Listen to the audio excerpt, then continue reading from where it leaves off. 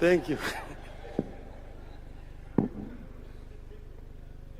So, Your Excellency, first, I'm so happy to have been invited to come here this morning, and also to thank you for taking a very keen interest in the economy of this region. Now, I will first share some of the thoughts that I have put down here, after which I will probably then say some things off the cuff. The core purpose of devolution was to enable each part of this country to explore its potential, deploy in it the service of its people, and help unleash an economy that fires on all cylinders. Devolution was pegged on an understanding that no part of this country is too poor to contribute to the betterment of the Project Kenya, and none too rich to single-handedly make Kenya great. Kenya needs all its parts in order to leap forward. Since we started taking national days to counties and assigning specific themes to those celebrations, it has become clear that every part of Kenya has something to offer. Progressively, we have come to the realization that there is more to Kenya than just crops, livestock, and minerals. It is my hope that as we continue on this journey of rotational Madaraka Day celebrations and themes, Kenyans will come to appreciate each other more and build the understanding and trust that are necessary to build a stable and a prosperous nation. We are here to talk blue economy. Just meters from Lake Victoria, the world's second largest freshwater lake after Lake Superior in North America. As we embrace our oceans and lakes and rivers as potential sources of growth under blue economy, we are coming to the realization that there is more to these water bodies than just fish. Blue economy is a relatively new era of focus in our country. Despite only recent focus on this field, Kenya is putting commendable effort, and I believe that in no time we can make this sector one of the top contributors to our national economy and the well-being of our citizens. The government has rightly identified blue economy as a potential source of inclusive economic growth, job creation for the youth and riparian communities, food and nutrition security, sustainable aquaculture, and conservation and climate resilience, among others. For us to realize and maximize on the full benefits of this sector, there are deliberate steps we must urgently embark on. I will outline a few. But before I do that, Your Excellency, you need to know that these people were originally not fishermen. Luos were pastoralists. As they came down from the north, they were traveling along rivers and lakes. That's why they are called river lake Nilotes. But sometimes in their history, about 200 years ago, their cattle, their stocks were decimated by an epidemic 200 years ago. That's when they turned to the lake, to fishing and to sedentary life at that time. But that pastoralism life is still very much in their blood. These people here, they know how to borrow remo. With the agreement that the blue economy is part of the new trend going into the future, we need to roll out a clearly understood and implementable policy of training and deploying an army of ocean scientists, marine biologists, seafarers, petroleum engineers, fishers, and many other maritime professions to help us explore and exploit the full worth of our maritime bodies. I believe we'll agree that we have barely studied what lies in our ocean waters and the ocean floor. We have barely studied our lakes to fully appreciate and exploit what lies in and below them for our use. We have only scratched the surface with regard to our capacity for shipping and water logistics. We have hardly explored our capacity to generate and export seafood, among other items that the rest of the world have invested in from maritime economy. We develop and implement a robust and comprehensive mechanism for management and protection of all maritime life, breeding grounds, to enable life in the waters sustain a blue economy. We must also embark on protection of maritime vegetation like mangroves, reeds, and other plants that are known to be critical to the lives in the oceans, rivers, swamps, lakes, and all other water bodies, therefore, to green economy. Lake Victoria, just like Lake Turkana, River Tana, and the Indian Ocean, have brought forth life that we seek to exploit. We have a responsibility to ensure that life continues to flourish in these bodies. You have to protect the existing mangrove and other swamps, forests, and vegetation, and embark on the replanting of hectares of depleted marine lands. Otherwise, we will lose the entire species of marine lives and undermine the blue economy. So far, the only attempt to conserve marine vegetation, which is also dwindling, has to do with the mangroves in the Lamu area.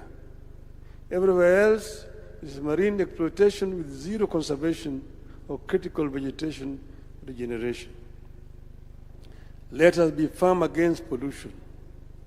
We have to be firm on a single-use plastic ban in order to reduce the non-biodegradable waste entering the marine environment and undermining blue economy. There must be a clear understanding by all, including investors, that there can be no blue economy, or any economy for that matter, through pollution. We must all understand that economic development can't. Only healthy waters will generate wealth. For eternity, we have tended to see and treat our water bodies, including the lakes, rivers, and oceans, as obstacles and dividing lines between communities, regions, and nations. This has to change. We must begin to see Lake Victoria, Turkana, Tana River, Indian Ocean as seaways and links to other people, countries, and other markets. In this regard, the effort by the government to revive and modernize the port system and supporting piers and other infrastructure is highly commendable as a journey towards the realization of the economic potential of the Marines. Your Excellency, the fish stocks in the lake here had been actually dwindling.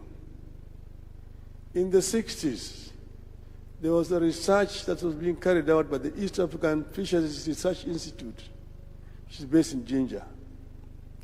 It was led by the late Professor David Wasau. When they realized that the indigenous fish was dwindling, they decided to import species from other countries. They went to Lake Superior in Canada and bought another species of tilapia, different from the indigenous tilapia known as the tilapia nilotica. They bought another one, which is original ngege. They bought another one, which they brought in the lake. It was called nyamami, or giaba.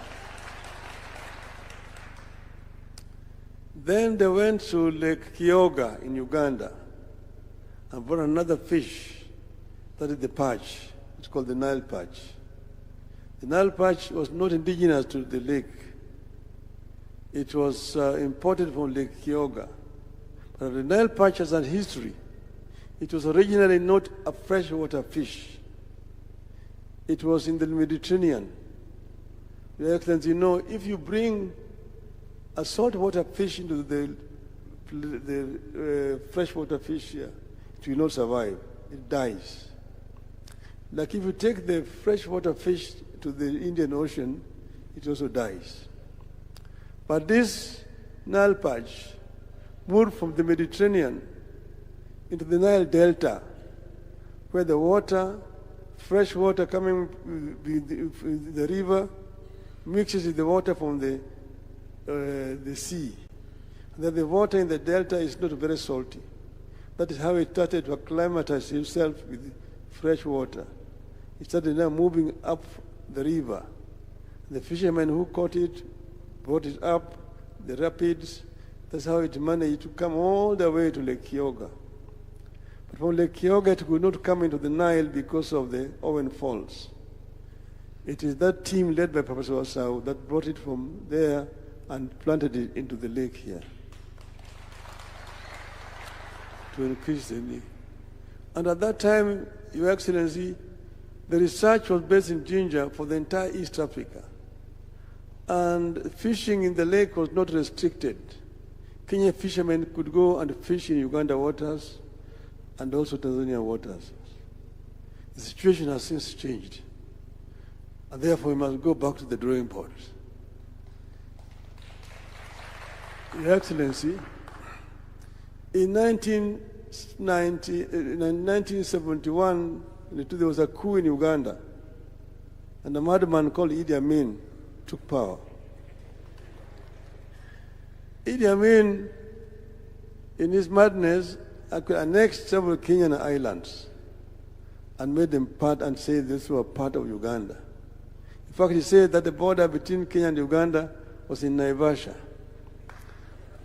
and that he was going to redraw the boundary. Although he did not realize his dream, that situation is the cause of our problem right to today. Where is the border between Kenya and Uganda in the lake?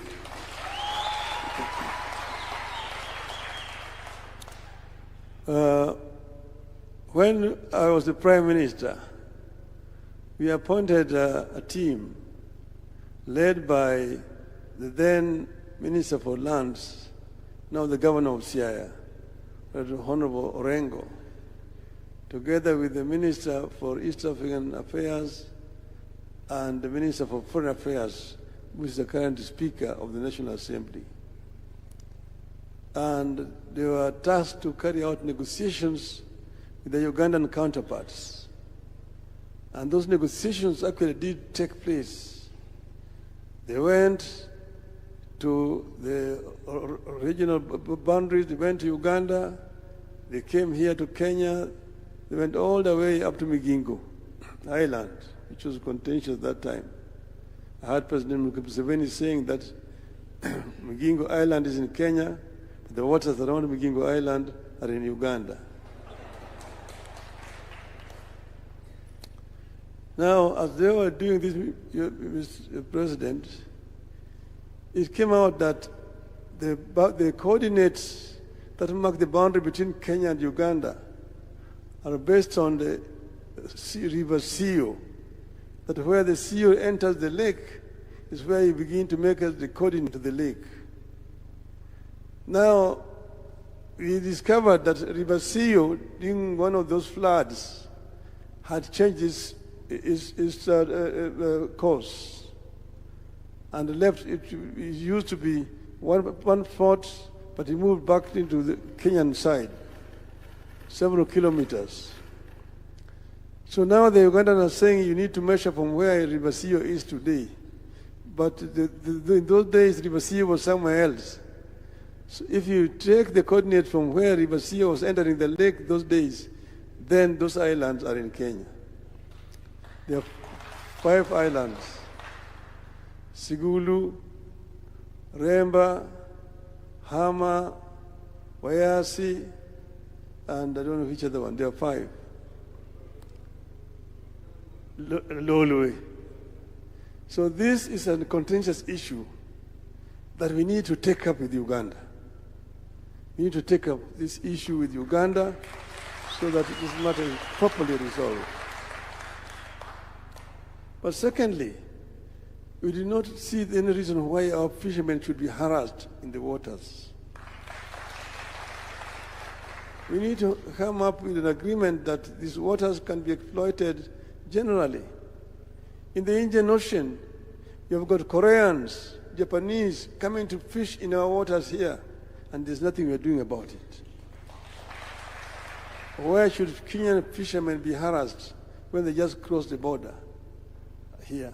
And let us then also agree with Uganda so that we know exactly where the border is. Ugandans have brought in Marines in the lake, harassing our fishermen. We should also have Marine in the lake.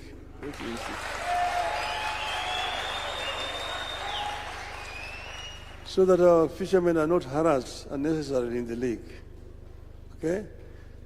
Having said that, there's also, you mentioned it, the issue of clashes of our fishermen in the lake. They're killing each other because of fish. This is stupid. You should not allow this. Jothura kikunegru, jolupo mathura okunego negre nam ni gwach marrech. Which word malicha in? Jolupo di nam kuja di gore to di negre. But then, Your Excellency, I know that Joho said he's bringing a helicopter. We need that. We needed it yesterday. A helicopter that will help also the fishermen who are drowning in the lake, so that they can be rescued in good time. So we need more choppers. We also need more boats around, which can fly around and help our people, because we are losing people unnecessarily in the lake. And we should have security so that they can be rescued before they drown in the lake. So, Your Excellency, as a country, we have to work proactively, build local and global partnerships, and promote responsible management of our water resources. We must spearhead a policy of integrated, sustainable marine management founded on knowledge, science, and experience. I thank you. Eru kamano Joturo. Eru kamano.